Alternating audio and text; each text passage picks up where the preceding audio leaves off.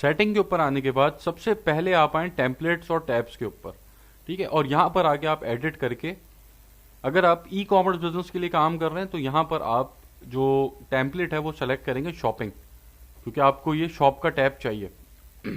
Apply template करेंगे, apply template करेंगे तो आपके पास ये टैब्स आपको यहाँ पर शो हो रहे हैं, ठीक है। अब टैब्स के अंदर जो इवेंट्स हैं इसको आप क्लोज कर दें, इसका आपका कोई काम नहीं है, ठीक है। शॉप को आप ऊपर ले आए, शॉप के बाद वीडियोस को ऊपर ले आए, उसके बाद रिव्यूज को ऊपर ले आए,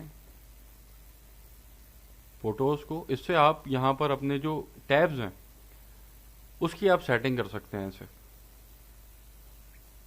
ठीक है। जॉब्स आप ऑफर नहीं कर रहे, इसको भी आप क्लोज कर देंगे, ठीक है। ऑफर्स को भी आप क्लोज कर दें, चाहें तो आप ऑफर दे भी सकते हैं, लेकिन आप इसको अभी फिलहाल क्लोज रखें, ठीक है। तो ये आपके इस तरीके से आप अपने टैब्स को सेट करेंगे।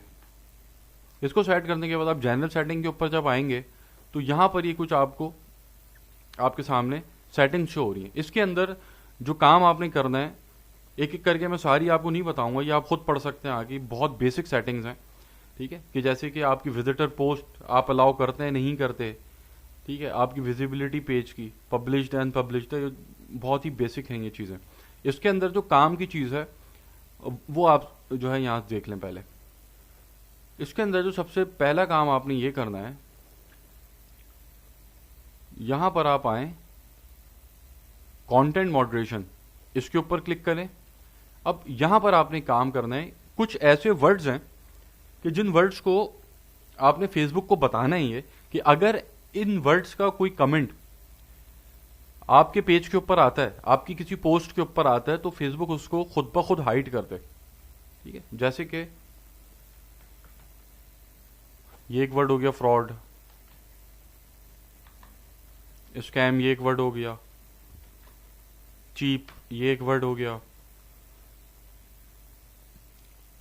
उसके बाद www ये एक हो गया वर्ड, उसके बाद .com हो गया।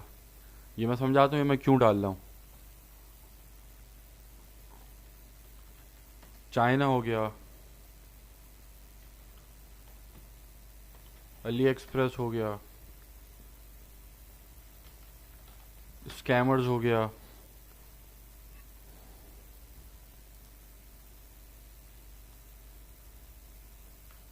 लो हो गया।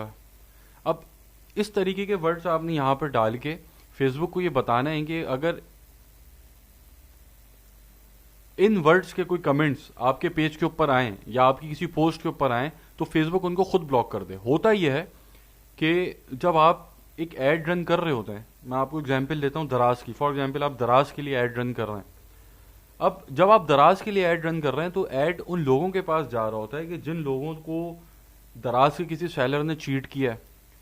अब जब वो लोग आपका वो ऐड देखते हैं तो उनको नहीं पता कि आप कोई और सेलर हैं, आप कौन हैं, ठीक है। वो सिर्फ दराज देखेंगे, वो आपके नीचे पोस्ट के ऊपर जाएंगे, आपके ऐड के ऊपर जाएंगे नीचे और फ्रॉड लिख देंगे, स्कैम लिख देंगे, इस टाइप के वर्ड्स लिखते हैं।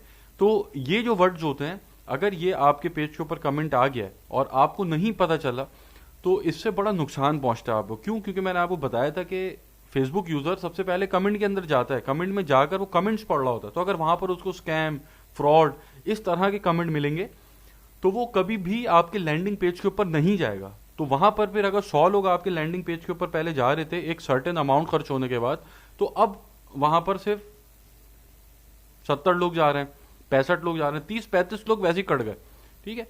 उसके बाद लोग जो है फालतू के लिंक शेयर कर रहे होते हैं, ठीक है। तो वो लिंक शेयर ना करें उल्टे सीधे। तो ये आप जब भी .com हो गया, www हो गया, उसके बाद अली एक्सप्रेस ये एक वर्ड है, मतलब आपने किसी को कोई चीज बेची है और वो आपने अली एक्सप्रेस से शिप की है, और वो जो फेसबुक यूजर है जाहिर है वो आपका ऐड दोबारा देखेगा जरूर। अगर उसने आपसे बाय किया है तो वो आपका ऐड उसके पास जा सकता है। तो जब आपका ऐड वो देखेगा और अगर वो आपकी जो आपने उसको चीज बेची है उसने आपसे रिफंड नहीं लिया, लेकिन वो आपकी क्वालिटी से सहमत नहीं है, तो वो हो सकता है नीचे कोई ऐसा आपके लिए कमेंट लिख दे के ये तो भाई अली एक्सप्रेस की प्रोडक्ट थी, ठीक है। तो ये आपने कुछ वर्ड्स हैं, ये अभी मैंने सिर्फ इतने से डाले हैं, आप अपने दिमाग से सोच के जितने ज़्यादा वर्ड्स हो सकते हैं आप यहाँ पर डालिएगा, ताकि फेसबुक खुद ही अपने एंड से हाइड कर दे उसको, ठीक है। उसके बाद ये एक फ़िल्टर है, प्रोफेनिटी फ़िल्टर, ठीक है। इसको आप ऑन कर दें कि अगर कोई उल्टा सीधा वर्ड अंग्रेजी के अंदर लिखेगा आपकी पोस्ट के ऊपर तो फेसबुक उसको भी हाइड कर देगा। उसके बाद जो अगली यहाँ पर आपने सेटिंग करनी है वो रैंकिंग करनी कमेंट्स की। इस सेक्शन के ऊपर आएंगे और आपने इसको टिक करना है कि see most relevant comments by default, ठीक है। इसको आपने सेव चेंजेस उसके ऊपर कर देना है। इससे ये होगा कि जो मोस्ट रेलेवेंट कमेंट्स, मतलब कि जिन कमेंट्स के ऊपर सबसे ज़्यादा लाइक्स हैं, ठीक है, आपने कोई अपने पेज के ऊपर रिव्यू ले लिया अपने ऐड के ऊपर, अब उस रिव्यू के ऊपर अगर लाइक्स हैं तो वो आपको टॉप पे नजर आए, या आपने किसी को रिप्लाई किया है और उस रिप्लाई के अंदर आपके कमेंट पे लाइक ज्यादा है, एंगेजमेंट जिन कमेंट्स के ऊपर एंगेजमेंट ज्यादा होगी वो यहां पर ऊपर रहेंगे। अगर आप इसको अनटिक रखते हैं तो फिर जो सबसे नए कमेंट्स होंगे वो सबसे ऊपर आपको नजर आ रहे होंगे, ठीक है। तो इसको आपने चेक रखना है। इसको मैं एक्सप्लेन कर देता हूं अपनी एक पोस्ट से।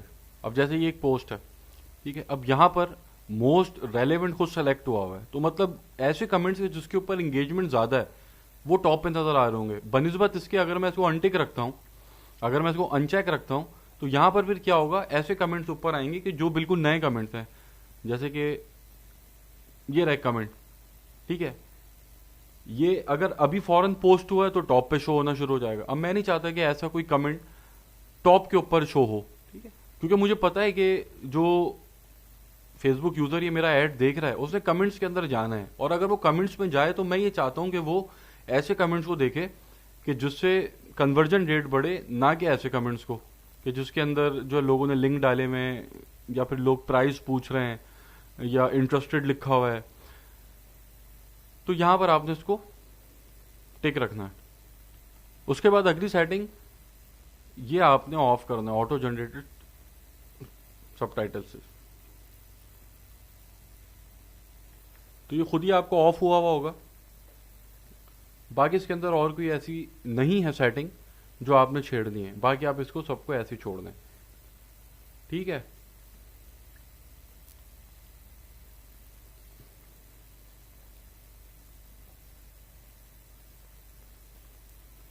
उसके बाद आप लोग आ जाए मैसेजिंग के ऊपर।